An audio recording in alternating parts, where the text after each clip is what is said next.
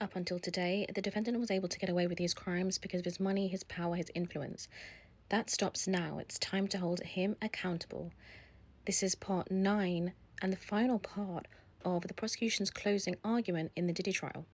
The prosecutor said that Diddy forced Cassie and Jane into days-long freak-offs, claiming that this was work for them. She also stated that Diddy forced a former assistant into intimate acts and abuse, former assistant being Mia. She stated that the HR department at Diddy's company was a puppet for him and stated that Diddy tried to tamper with witnesses and obstruct justice after Cassie's lawsuit.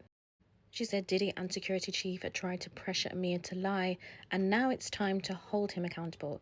Let's get into the testimony of the last part of their closing argument. You heard of forced labour of 4 women, Cassie and Jane, and Mia and Capricorn. Cassie and Jane, it was grueling intimate services. Cassie called them grueling up to 4 days, maybe even more. Jane said the same thing. Cassie and Jane were on call to perform freak-offs for the defendant whenever he wanted, wherever he wanted. He used force or threats of force. He would say, "Let's finish on a high note, let's push through. You're not tired, are you?" It took weeks to recover from these freak-offs. That's forced labour. KK kept setting up hotel rooms and flights. Let's turn to Mia. She worked for Combs. Finally, at Revolt, she went 5 days without sleep. Combs SA'd her.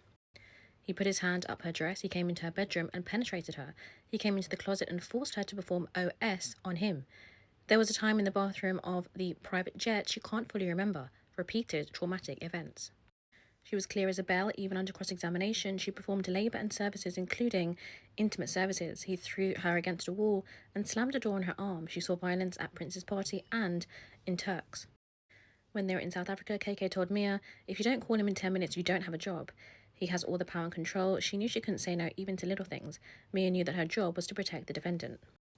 HR was for Combs. She couldn't go to the police due to Combs' power. The threats left her with no options. I expect you're going to hear that she could have left, that she told Combs she loved him. Mia pulled no punches. There were high highs and low lows. Capricorn Clark had an issue with overtime. She took the issue to the head of HR, Vashta Wilson. But HR was the defendant's puppet. The defendant and Uncle Paulie threatened her in Central Park and the lie detector and taken to Kid Goodies. Capricorn had a son to provide for. Combs threatened to blacklist her. Now witness tampering and obstruction after Cassie filed her lawsuit. This weaves the whole story together. Jane wrote, "You gaslit me." She posed a problem for the defendant. So Combs called Jane. The calls are recorded on KK's phone. You can listen to them on November 19, 2023. Cassie's lawsuit was already settled, but he is afraid of a criminal investigation. He calls and asks, "What can I do to make you feel better?" He says, "I can't be speaking on the phone." He's worried the US will get 3 years of his text messages with Jane.